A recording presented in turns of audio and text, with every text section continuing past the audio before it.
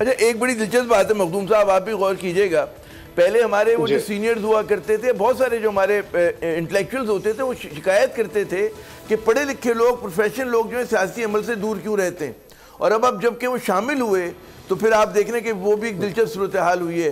تو آپ نے مجھ سے جو سوال کیا تھا، میں بہت ہی لمبی بات نہیں کروں گا، 1 منٹ کی بات ہے کہ یقیناً جو میں افتخار بھائی کی بات سے اتفاق کروں گا ٹوٹلی، کہ اس وقت ہمیں کوئی کہتے ہیں نا کوئی حل ہوتا وہ نظر نہیں آ رہا ہے، کیونکہ جو سیاسی حدت ہے وہ بہت زیادہ ہے اس وقت، لیکن ایک وہ کہتے ہیں نا جو ایک اعتدال پسند لوگ ہیں، ان کی خواہش ہے، ان کی کوشش ہے اور دعا ہے کہ چیزیں جو ہیں مطلب ہے وہ ذرا سا اب اعتدال کی طرف آئیں اور میانہ روی سے چلیں۔ دیکھیں کسی بھی ملک کے لیے 13 ماہ سے، اگر 13 ماہ ہو گئے اس بات کو کہ ہمارے یہاں خلفشار ہے، سیاسی محاذ آرائی ہے، بے چینی ہے اور غیر یقینی صورتحال ہے، جب یہ سب کچھ ہے نا تو اس میں بڑی بڑی ریاستیں جو ہیں کمزور ہو جاتی ہیں۔ اچھا پاکستان تو پہلی اسٹرگلنگ اکانومی تھا، تو اس کا ہمیں پھر نظر آ رہا ہے کہ ہماری معیشت پہ کتنا خوفناک اثر آ رہا ہے۔ اب افتخار بھائی زیادہ اچھی روشنی ڈالیں گے، صرف آپ کی توجہ مبذول کرانا چاہوں گا کہ پاکستان میں کبھی بھی یہ نہیں ہوا کہ 11 ماہ تک جو ہے انفلیشن 20% سے زیادہ رہی ہو، ہمارے یہاں ہو چکا ہے۔ گزشتہ چند ماہ میں انفلیشن افراط زر جو ہے وہ 30% سے زیادہ ہے۔ 3 ہفتے کا میں نے ڈیٹا نکالا، وہ جو ویکلی انفلیشن ہوتی ہے وہ 45% سے زیادہ ہے۔ اب آپ یہ سوچیں کہ ایک عام آدمی پہ، ایک مزدور پہ، ایک محنت کش پہ، متوسط طبقے کے فرد پہ کیا گزر رہی ہوگی۔ اچھا پھر ہم یہ دیکھتے ہیں کہ جناب جو لارج اسکیل مینوفیکچرنگ کے جو بھی فگرز آئے تھے کہ جی 25% انحطاط آ گیا۔ اب سوچیں پروڈکشن میں اگر انحطاط آیا تو اس کا کتنا بڑا اثر آ رہا ہوگا ہماری پوری معیشت پہ، لوگوں کی جابز جا رہی ہیں، قوت خرید کم ہو رہی ہے، اکنامک ایکٹیویٹی کم ہو رہی ہے۔ اور ایک اور میں آخری بات کروں گا جو مجھے بڑی فکر ہوئی، جو ابھی ڈیٹا آیا وہ یہ تھا کہ پاکستان نے اس فائنینشیل ایئر میں ٹارگٹ رکھا تھا کہ ہمیں جو قرضہ اتارنا ہے اس کے لیے ہمیں کوئی 22 ارب سے زیادہ کی 22.8 ارب ڈالر کی ہمیں بلین روپیز کی ہمیں قرض ملٹائی لیٹرل، بائی لیٹرل اور کمرشل لونز لینے تھے۔ ہم لوگوں نے تقریباً 8 بلین کے جو ہیں وہ لونز اب تک ریز کیے اور 2 ماہ رہ گئے، یعنی کہ جو ہماری ریکوائرمنٹ تھی اس کا صرف 35%۔ تو یہ جو ہمیں نظر آتا ہے کہ ہمارے فوریکس ریزروز گر رہے ہیں اور ہمیں نظر آتا ہے کہ جناب روپے کا کیا حال ہے، اس کی وجہ یہی ہے اور یہ بڑی خوفناک صورتحال ہے۔ اوور ٹو یو مخدوم جی بالکل عامر ضیاء صاحب، جس طرح آپ نے یہ بات کہی اور یہ فگرز ہیں یہ تو بڑے خوفناک بھی ہیں۔ اور یہاں پہ اب ایک سوال یہ ہے افتخار صاحب، آپ کی جانب آؤں گا، آپ کو لگتا ہے کہ ابھی بھی مذاکرات کا کوئی امکان ہے، یا اگر مذاکرات ہونے چاہیے یا نہیں ہونے چاہیے؟ گورنمنٹ بھی اب ظاہری بات ہے کہ ایک بات پہ ڈٹ چکی ہے کہ نہیں کرنے مذاکرات، اور الیکشنز کا معاملہ بھی اب کھٹائی میں ہی پڑتا ہوا نظر آ رہا ہے، یعنی اس میں تو کچھ ہوتا ہوا، آلدو سپریم کورٹ کی ایک ججمنٹ تو اپنی جگہ پہ موجود ہے 14 مئی کی۔ میرا خیال ہے سپریم کورٹ اس ججمنٹ کے بارے میں جب تاریخ میں اس کا حوالہ آئے گا تو بہت کچھ لکھا جائے گا۔ آج انہوں نے پھر 3 گھنٹے میٹنگ کی ہے براہ راست آپس میں بیٹھ کے کہ اب کیا کرنا ہے اور کس طریقے سے معاملات کو ڈیل کرنا ہے اور اپنے دوست کو کیسے اکاموڈیٹ کرنا ہے۔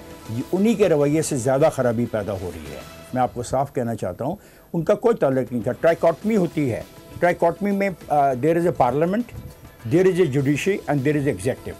ان کے درمیان کمپلیٹ انڈرسٹینڈنگ ہونی چاہیے to run the affair of the state. اگر ان کے درمیان انڈرسٹینڈنگ ختم ہو جاتی ہے اور ایک دوسرے کے اوپر شک پیدا ہو جاتا ہے اور کوئی ایک فریق اس شک میں اضافہ کرتا ہے تو یہ مناسب نہیں ہے ریاست کے لیے، بیکاز ریاست کو رہنا ہے، ریاست کو چلنا ہے۔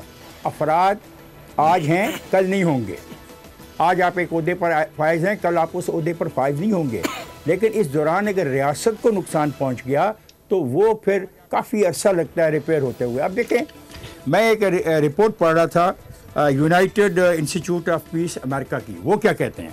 وہ یہ کہتے ہیں کہ جناب خان کی جماعت کی فوج کے اندر حمایت ریٹائرڈ ملٹری آفیسرز کے ذریعے ہے۔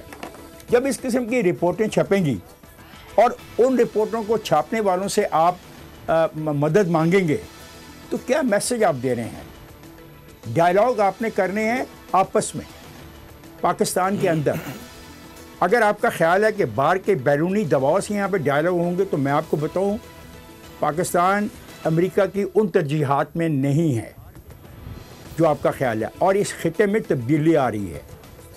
چائنا اور روس کا انفلوئنس بڑھ گیا ہے۔ روس کی جو پہلی آئل کی ٹرین ہے غالباً وہ آپ کے کراچی پورٹ پہ لگ گئی ہوگی یا لگنے والی ہوگی، ایران کے ساتھ پاکستان کا جو نیا دوستی کا معاہدہ ہے، جو دوستی بڑھ رہی ہے، وہ آپ کے سامنے ہے۔ چائنا کا سی پیک دوبارہ شروع ہو رہا ہے۔ اس خطے میں ایک تبدیلی آ رہی ہے، یہاں پہ امریکہ کا انفلوئنس جو ہے اتنا نہیں رہا۔ ہاں، امریکہ اس خطے میں اپنے لیے انفلوئنس رکھنے کے لیے کسی نہ کسی کے ساتھ کھڑا تو ہوگا، تو کیا وہ ایک پولیٹیکل پارٹی ہوگی؟ میرا خیال ہے بہت مشکل ہوتا ہے کسی پولیٹیکل پارٹی کو سپورٹ کر کے دوسری پولیٹیکل پارٹیز کو اپوز کرنا کسی ملک میں۔ یہ چھوٹا ملک نہیں ہے، یہ 24 کروڑ عوام کا ملک ہے، تو میں نہیں سمجھتا ایسا ہوگا۔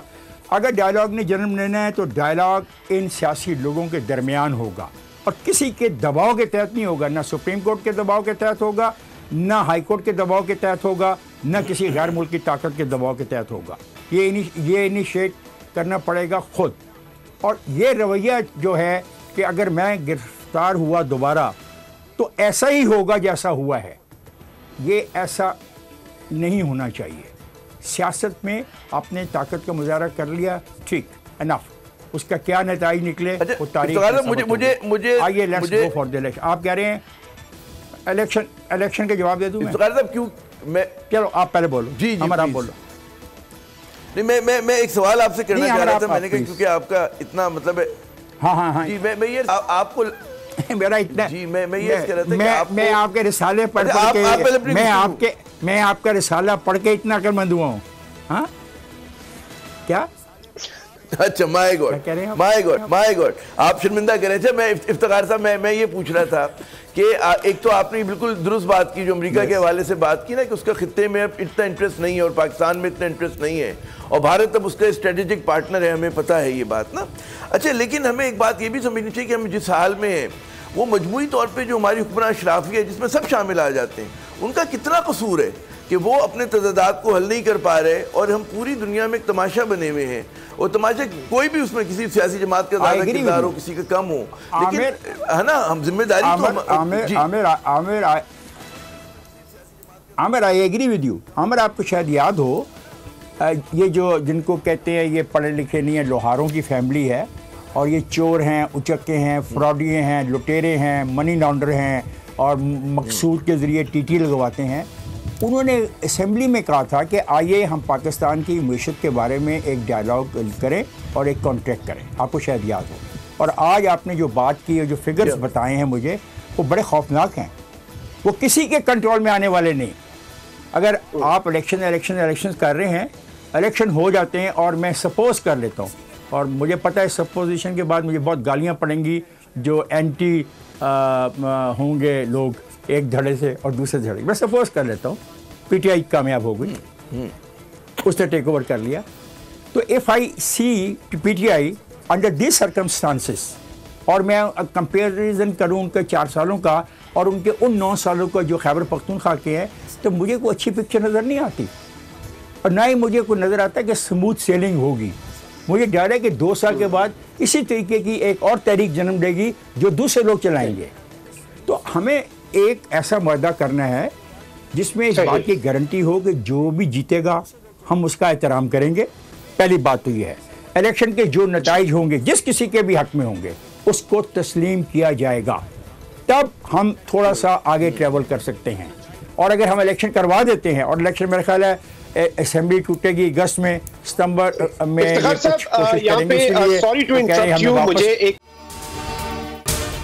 اگر آپ کو یہ ویڈیو پسند آئی ہے تو سبسکرائب کریں اور بیل آئیکن پر لازمی کلک کریں۔ سبسکرائب کریں اور بیل دبائیں تاکہ کوئی خبر رہ نہ جائے۔